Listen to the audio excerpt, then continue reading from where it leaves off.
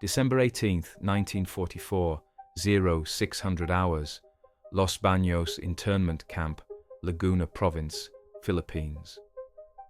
Navy nurse Lieutenant Laura Cobb measured out her daily rice ration, 1 cup of uncooked rice that when boiled would expand to barely enough to fill a small bowl.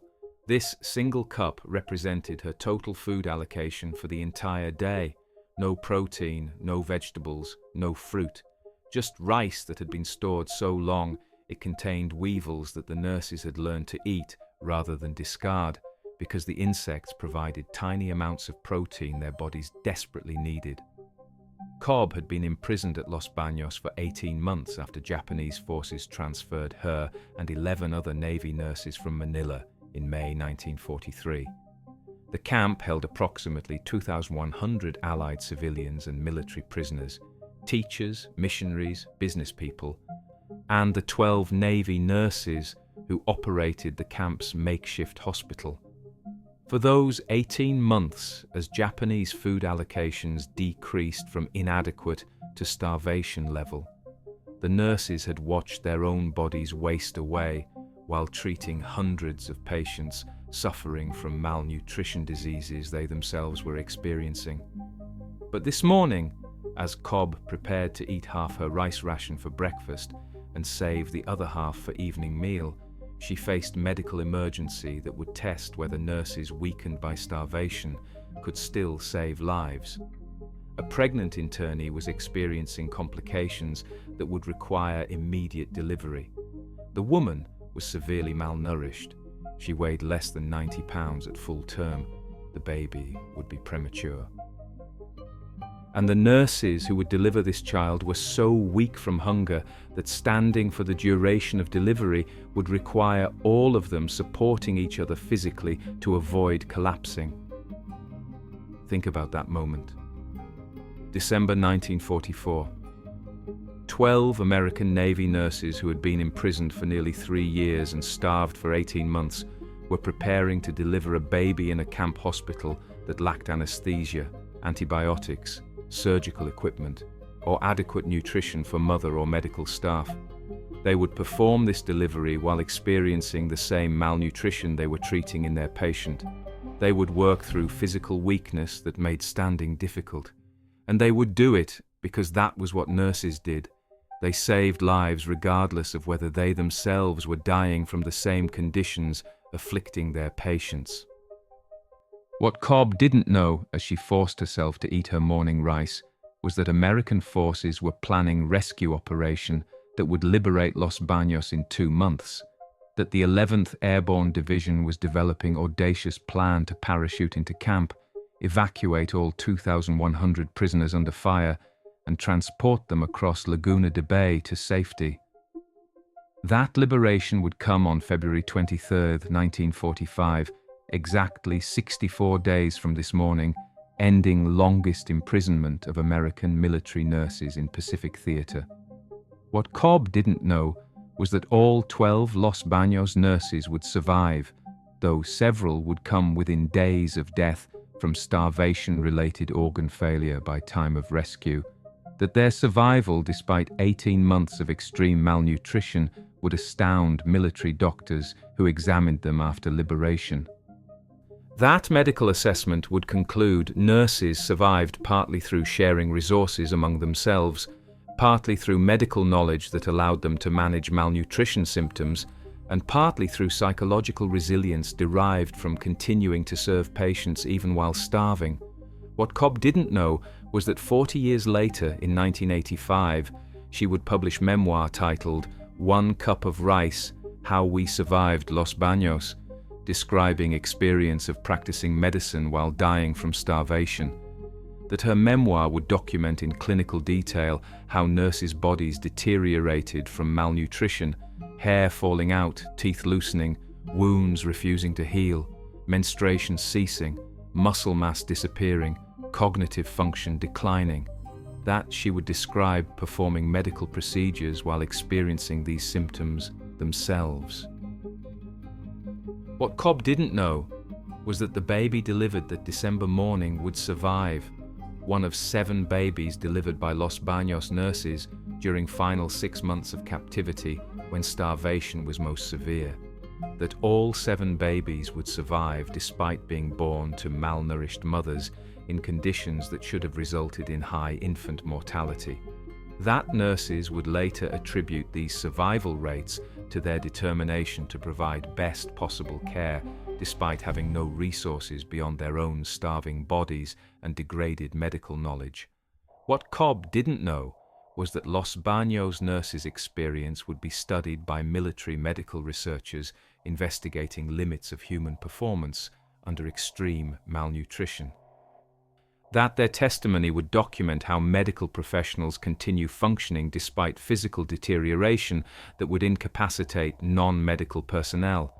That researchers would conclude professional training and sense of duty enabled nurses to work effectively despite malnutrition that reduced their body weight by 30 to 40%.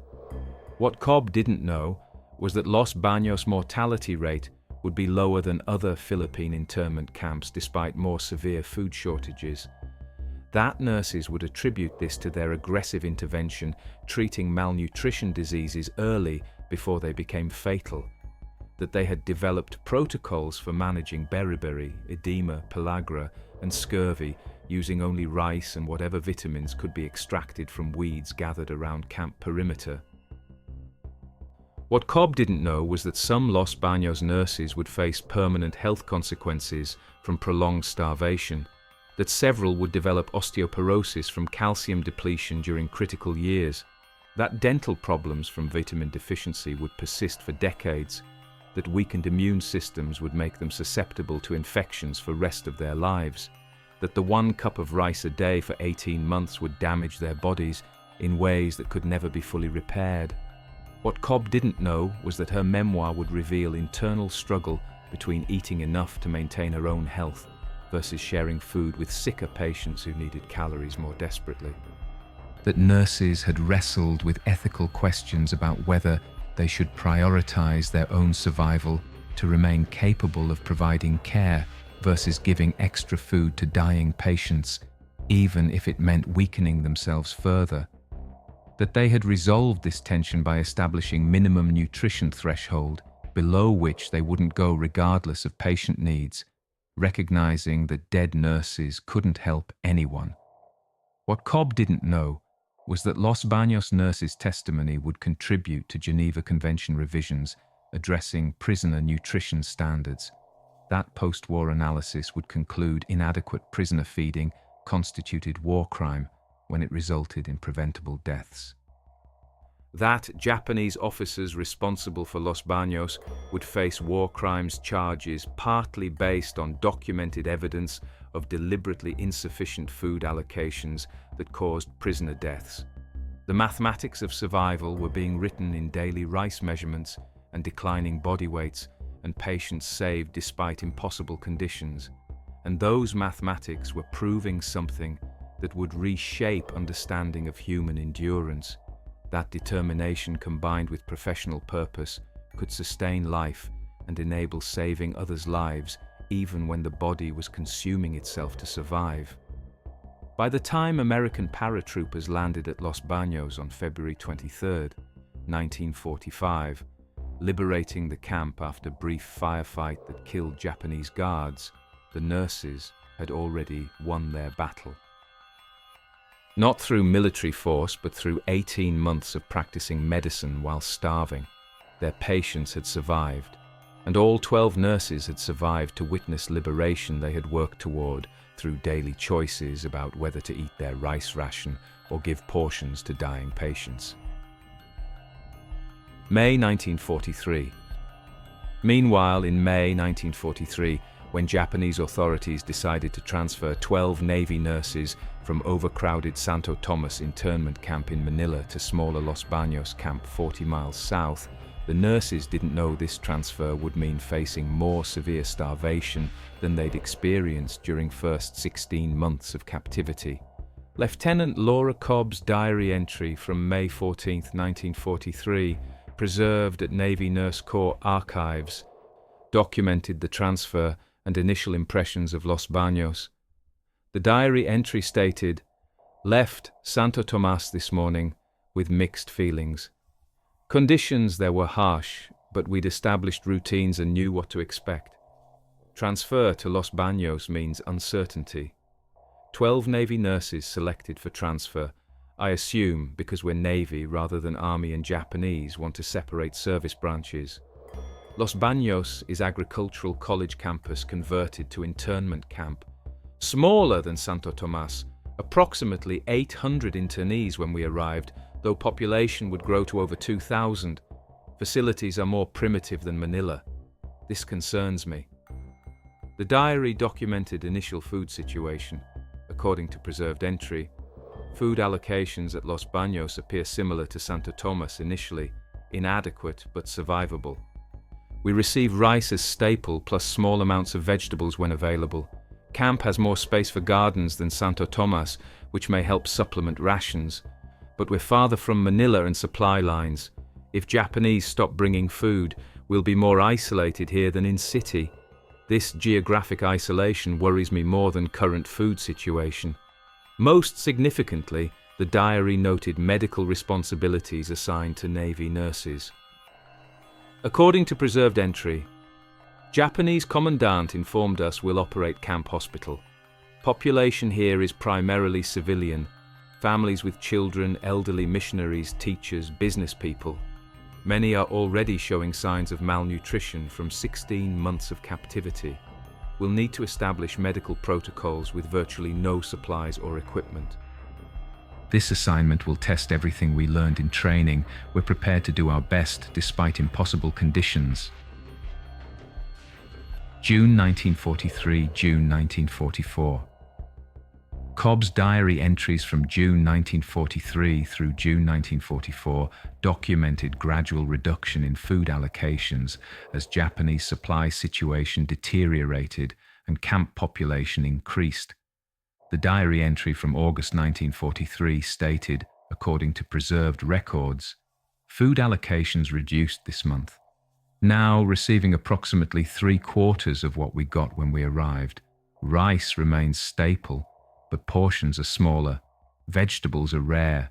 Protein is essentially non-existent except for occasional small fish. We're all losing weight, but rate of loss is slow enough that we're adapting. More concerning is increasing number of internees showing malnutrition symptoms, beriberi from vitamin B deficiency, edema from protein deficiency, general weakness. We're treating these conditions, but without adequate nutrition, we're just managing symptoms, not curing underlying cause. The diary entry from December 1943 documented, according to archives, Christmas ration was disappointing. We'd hoped for increased food to mark holiday, but Japanese provided same inadequate portions. Morale is declining as internees realize food situation isn't temporary hardship, but permanent condition. Several older internees have died from malnutrition complications. Children are showing signs of stunted growth from prolonged inadequate nutrition. We nurses are experiencing fatigue, hair loss, irregular menstruation. These are warning signs that our bodies are consuming stored reserves. If food allocations continue decreasing, we'll move from chronic malnutrition to actual starvation.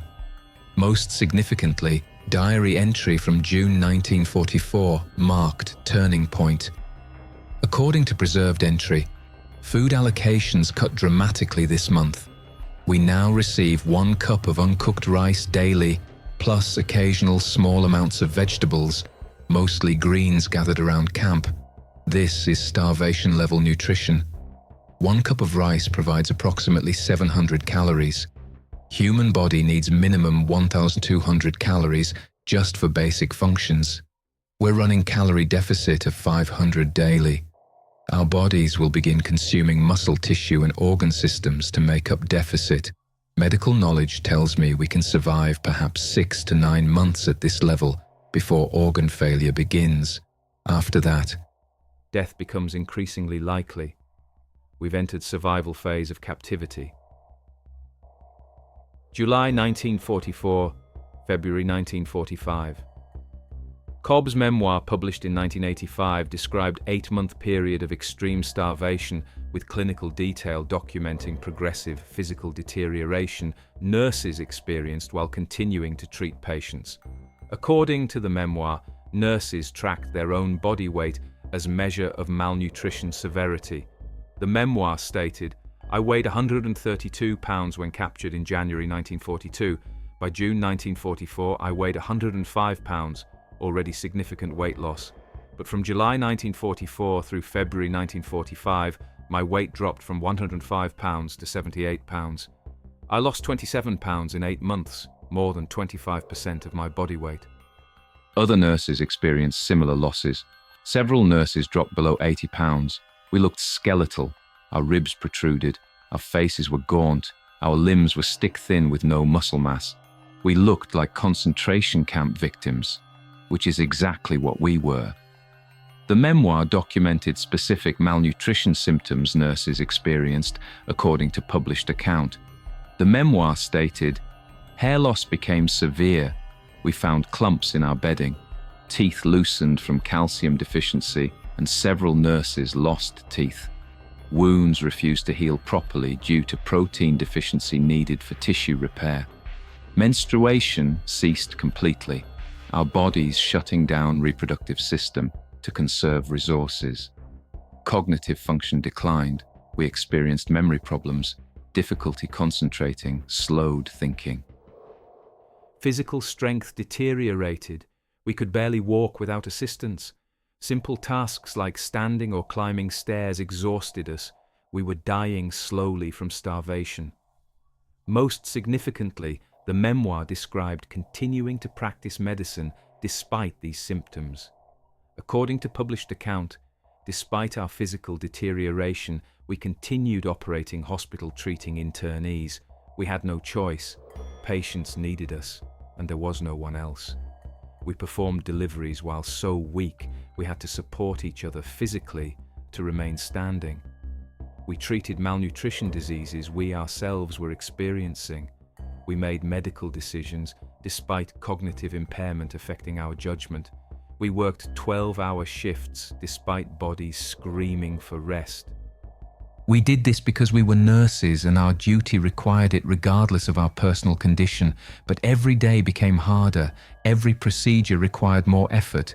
We were running on willpower because our bodies had nothing left to give. August 1944, February 1945. Lieutenant Helen Gardner's testimony, recorded in 1946 interview, preserved at Navy Archives, documented 7 deliveries performed by Los Baños nurses during final 6 months when starvation was most severe. According to the testimony, first delivery during starvation period occurred in August 1944. The testimony stated, "Mother was severely malnourished, weighed less than 95 pounds at full term. Baby was premature and underweight." We had no anesthesia for pain management, no antibiotics for infection prevention, no surgical instruments beyond basic tools we'd improvised. We performed delivery using only our hands and makeshift equipment. Mother survived. Baby survived. We considered this minor miracle given conditions. The testimony documented December 1944 delivery that Laura Cobb referenced in her diary. According to the account, this delivery was most difficult. Mother weighed under 90 pounds. Baby was extremely premature. We nurses were so weak from hunger that we literally held each other up during delivery. I remember thinking I might collapse before baby was delivered. But we supported each other. One nurse would lean against another for strength while performing her role. When one nurse became too weak to continue, another would take over. We rotated through delivery tasks as our strength allowed. Mother survived, baby survived. All of us nurses survived, though we were barely conscious afterward from exhaustion and malnutrition. Most significantly, the testimony revealed that all 7 babies delivered during this period survived. According to the account, 7 deliveries between August 1944 and February 1945. All 7 mothers survived. All 7 babies survived. Survival rate was 100% despite being born to starving mothers delivered by starving nurses in conditions that should have resulted in high mortality. We attributed survival to our determination not to lose patients despite impossible conditions. We couldn't control food situation, we couldn't obtain supplies or equipment, but we could control our effort and dedication. We refused to let patients die from our failure to provide best possible care. That determination somehow enabled us to achieve outcomes that medical logic said were impossible. January 1945. Meanwhile, in January 1945, as Los Baños nurses were reaching final stages of starvation-induced organ deterioration, the 11th Airborne Division was developing rescue plan for liberating camp before all internees died from starvation. Military intelligence assessment dated January 15, 1945, preserved at National Archives, documented conditions at Los Baños and urgency of rescue operation. The assessment stated, intelligence from Filipino guerrillas indicates Los Baños Internment Camp population approaching 2,100 prisoners facing imminent starvation. Japanese food allocations have been reduced to 1 cup of rice daily per prisoner, level insufficient to sustain life long term.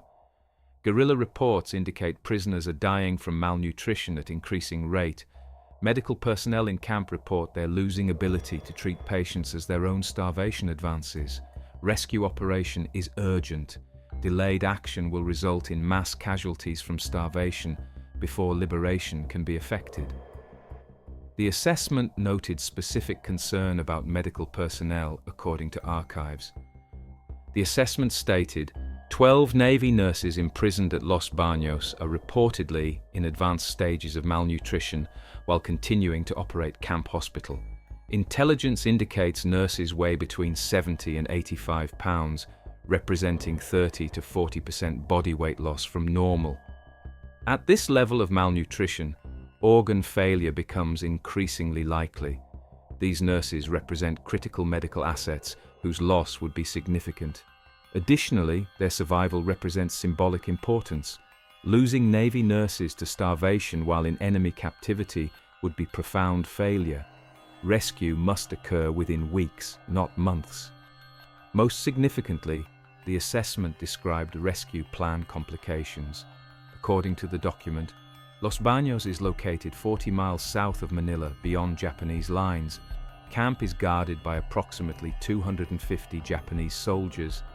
Conventional assault would result in high casualties among prisoners, as Japanese would likely execute internees rather than surrender. Proposed plan involves coordinated parachute assault, ground attack, and amphibious evacuation across Laguna de Bay. Operation is high risk but represents only viable option for preventing mass starvation deaths. Authorization requested for operation to commence February 23, 1945. February 1, 22, 1945. Cobb's diary entries from February 1945 documented final weeks before rescue when nurses were closest to death from starvation and organ failure. The diary entry from February 5 stated, according to preserved records, "I'm not sure how much longer we can continue. My weight is approximately 78 pounds. I've lost nearly 55 pounds from my pre-capture weight. I'm experiencing symptoms of organ stress, irregular heartbeat, confusion, difficulty breathing. Several other nurses are in similar condition. We're discussing whether we should stop working and conserve our remaining strength, but patients still need us. We've agreed to continue working until we literally cannot stand. We estimate we have perhaps 2 to 4 weeks before organ failure becomes irreversible. If liberation doesn't come soon, several of us will not survive." The diary entry from February 15th documented increasing desperation. According to preserved entry, food situation has somehow worsened beyond what seemed like minimum possible level. Rice allocations now irregular. Some days we receive half cup instead of full cup. When this happens, we face choice: eat what we have and accept increased weakness, or give portion to dying patient who needs calories more desperately. Most of us are sharing portions with sickest patients despite knowing this accelerates our own decline. We've accepted that we may die here, but we want to die having done everything possible for our patients. Better to die serving others than survive by abandoning those who depend on us. Most significantly, diary entry from February 22nd, day before rescue, captured state of resignation mixed with continued duty. According to preserved entry, we've heard rumors of American forces approaching Manila, but don't know if rescue is imminent or months away. Several nurses are too weak to work full shifts. We're rotating through duties, allowing rest periods. We know we're dying slowly. Medical knowledge tells us organ failure is beginning, but we continue caring for patients because that's what nurses do. If we die tomorrow or liberation comes tomorrow, either way we'll die or be freed, knowing we served our patients to the last. That gives our suffering meaning. Purpose makes dying bearable. February 23rd, 1945. The Los Baños Raid After Action Report dated March 2nd, 1945, preserved at National Archives, documented rescue operation that saved all 2,100 internees, including 12 Navy nurses. The report stated that operation commenced at 0700 hours on February 23, 1945. According to the report, coordinated assault involved 3 components: parachute drop of Company B, 511th Parachute Infantry Regiment directly into camp, ground assault by reconnaissance platoon approaching from east, and amphibious evacuation by 54 Amtraks crossing Laguna de Bay. Timing was critical. All 3 components had to execute simultaneously for operation to succeed without mass casualties among internees. The report documented successful execution despite complexity according to archives. The report stated, parachute drop commenced 0700 hours, landing 130 paratroopers inside camp perimeter. Ground assault forces engaged Japanese garrison, killing approximately 243 guards in brief but intense firefight lasting 15 minutes. Japanese resistance collapsed quickly. Guards attempting to execute internees were killed before carrying out orders. Amtraks arrived at Lake Shore at 0720 hours, beginning evacuation. All 2,100 internees were loaded onto Amtraks and evacuated across lake by 0930 hours. Total operation time, 2.5 hours. Internee casualties, 2 killed by stray bullets. American casualties, 2 killed, minor wounded. Japanese casualties, approximately 243 killed. Survivors fled. Most significantly, the report noted condition of rescued nurses. According to the document, medical personnel, including 12 Navy nurses, were among first evacuees prioritized for immediate medical attention. All 12 nurses were in advanced stages of malnutrition, average weight approximately 78 pounds, representing 35 to 40% body weight loss. Several nurses exhibited signs of organ stress requiring immediate intervention. All nurses were hospitalized immediately upon reaching American lines. Medical prognosis: all 12 expected to survive, but will require extended recovery period. Several may face permanent health consequences from prolonged severe malnutrition. March 1945. Navy medical assessment conducted in March 1945 at hospital in Leyte documented nurses' physical condition after rescue and recovery process. The assessment, dated March 15, 1945, stated, according to archives, physical examination of 12 Los Baños Navy nurses reveals severe malnutrition effects. Average weight loss is 52 pounds from pre-capture weights, representing 36% reduction. All nurses exhibit symptoms including severe protein deficiency causing edema and muscle wasting, vitamin deficiencies causing beriberi and pellagra, calcium depletion causing dental problems and bone weakness, anemia from inadequate iron and protein, and general systemic stress from prolonged starvation. Several nurses show signs of organ stress, particularly affecting heart and kidney function. The assessment documented recovery timeline according to archives. The assessment stated, recovery protocol involves gradual refeeding. Immediate return to normal diet would cause refeeding syndrome, potentially fatal to severely malnourished patients. Initial feeding consists of small portions of easily digestible foods given frequently. Caloric intake will be increased gradually over 6 to 8 weeks until normal nutrition is restored. Expected recovery time, 4 to 6 months for nurses to regain normal body weight and function. Some effects may be permanent, particularly dental problems, weakened immune systems, and potential reproductive system damage from prolonged cessation of menstruation. Most significantly, the assessment addressed psychological condition according to archives. The assessment stated, psychological evaluation reveals all nurses show remarkable mental resilience despite physical trauma. All nurses expressed immediate concern for patients left at Los Baños rather than focusing on their own condition. This professional orientation toward patient welfare appears to have provided psychological protection during captivity. Nurses report that maintaining purpose through serving patients gave them reason to survive when circumstances would otherwise have caused despair. This sense of professional duty may have been as important as medical knowledge in enabling survival. April 1945, 1950s. Post-war medical records preserved at Navy archives documented long-term health consequences Los Baños nurses experienced from 18 months of severe starvation. Medical follow-up reports from 1946 through 1950s documented that all 12 nurses survived, but several faced permanent health issues. According to reports, long-term consequences observed in Los Baños nurses include osteoporosis from calcium depletion during critical years, causing increased fracture risk throughout life, dental problems requiring extensive treatment, including tooth loss from vitamin deficiency during starvation, weakened immune systems causing increased susceptibility to infections for decades after rescue, reproductive system complications, including difficulty conceiving for several nurses and increased miscarriage risk, and chronic fatigue that limited some nurses' ability to resume full nursing duties.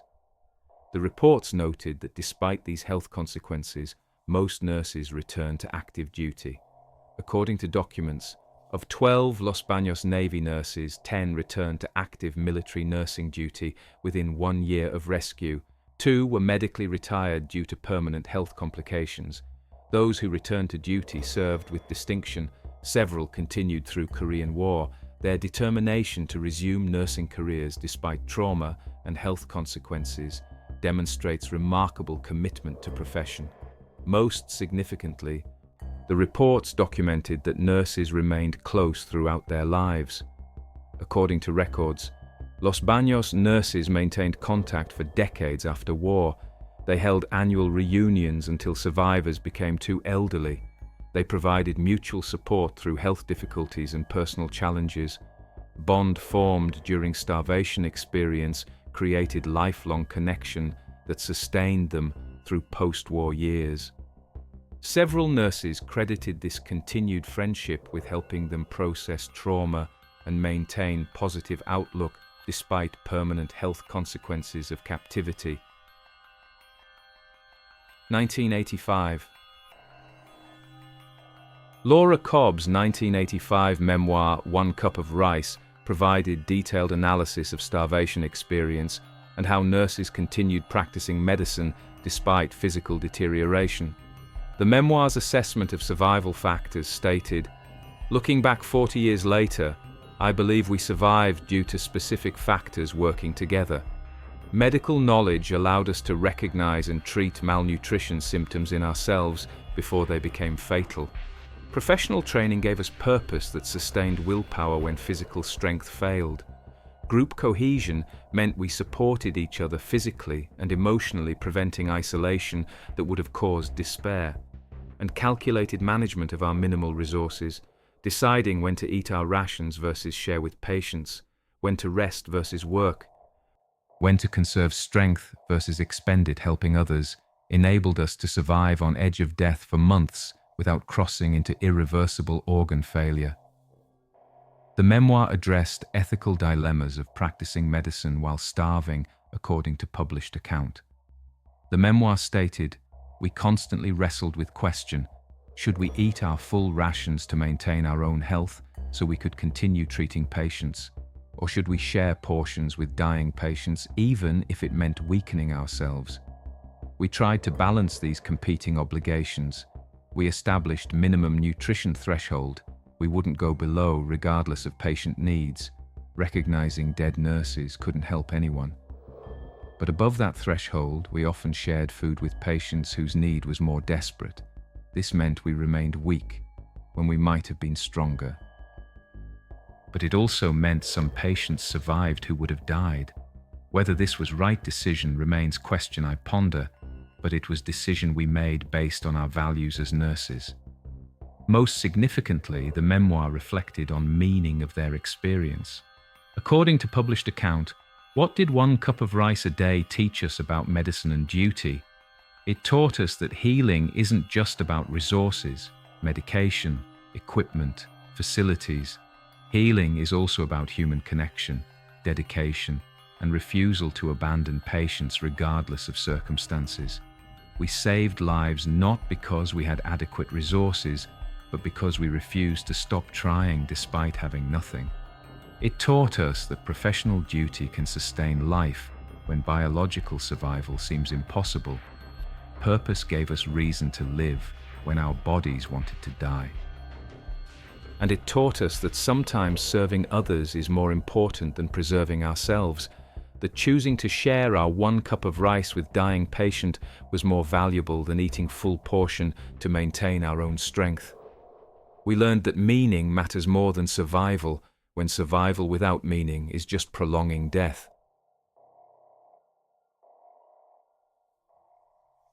Comparative analysis of Philippine internment camps documented in various historical studies showed that Los Baños had lower mortality rate despite more severe food shortages than other camps. Santo Tomas Internment Camp in Manila held approximately 3,000 internees throughout war with food allocations that, while inadequate, remained more stable than Los Baños due to urban location enabling better supply access. Mortality rate at Santo Tomas was approximately 4%, with deaths primarily occurring during final months before liberation, when food situation deteriorated severely. The camp's proximity to Manila meant Japanese authorities could more easily provide supplies, even as war situation worsened.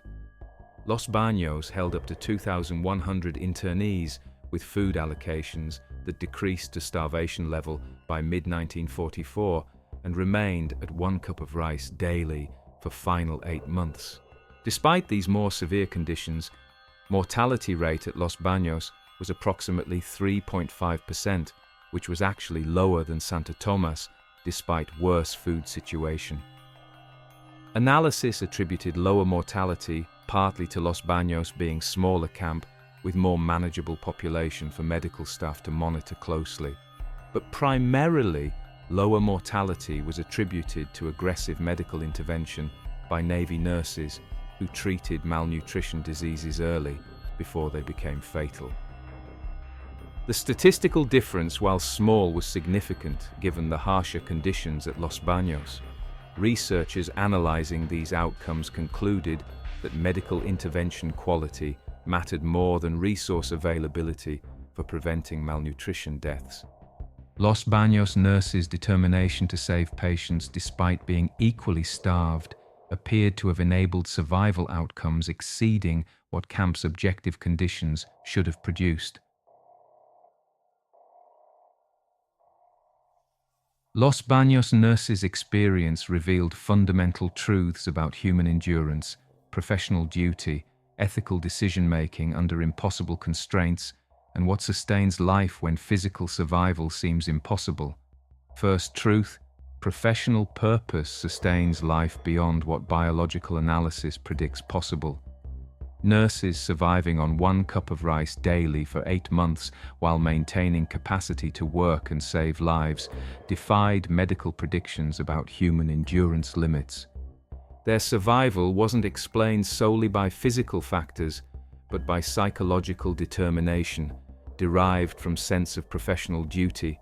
Purpose gave meaning that enabled endurance when suffering without meaning would have caused death. This suggests human survival depends not just on calories and nutrition, but on having reason to live. Second truth, medical knowledge enables managing one's own deterioration, which provides survival advantage even when resources are inadequate for cure. Nurses recognized malnutrition symptoms in themselves and treated these symptoms despite lacking resources for proper nutrition. They managed fluid balance to reduce edema. They prioritized specific activities to conserve energy. They monitored each other's condition, intervening when deterioration became critical. This active management of malnutrition using medical knowledge enabled survival that passive acceptance of starvation would have prevented. Third truth, ethical dilemmas under extreme constraint have no perfect answers, requiring sophisticated judgment about competing values. Nurses deciding whether to eat their rations or share with dying patients faced impossible choice between self-preservation and patient care. Their solution, establishing minimum nutrition threshold for themselves while sharing everything above that level, represented sophisticated ethical reasoning balancing competing obligations. This suggests ethical behavior under extreme constraint requires flexibility and judgment rather than rigid rule following. Fourth truth, group cohesion and mutual support enable individual survival when isolation would cause death.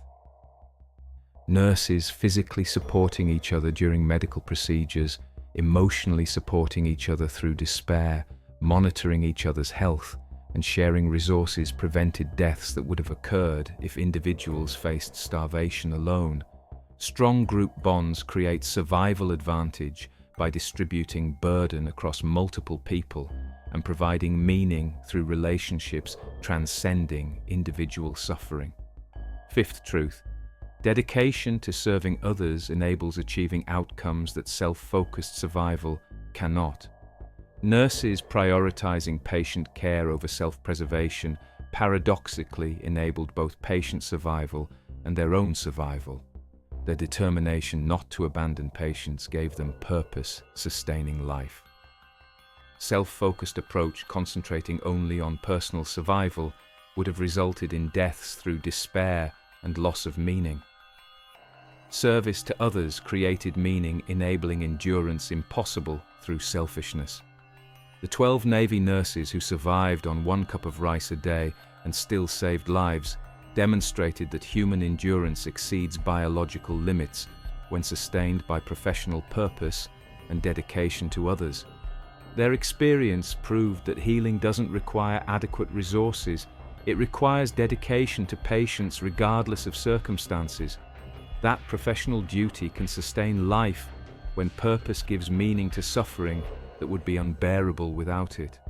That ethical behavior under impossible constraint requires sophisticated judgment rather than rigid rules. And that serving others paradoxically enables surviving conditions that focusing on self-preservation cannot overcome. Laura Cobb's memoir captured this in its conclusion. We survived on 1 cup of rice not because rice provided adequate nutrition. It didn't. We survived because we had patients who needed us. That need gave us purpose. Purpose gave us will to live. Will sustained us through physical deterioration that should have killed us. We didn't save lives despite starving. We survived because we were saving lives. Our patients kept us alive as much as we kept them alive. That's the paradox of service. When you dedicate yourself to others, you receive more than you give. We gave our strength, our food, our health. We received meaning that sustained life beyond biological limits. 1 cup of rice a day should have meant death. But 1 cup of rice plus purpose meant survival. The rice fed our bodies inadequately.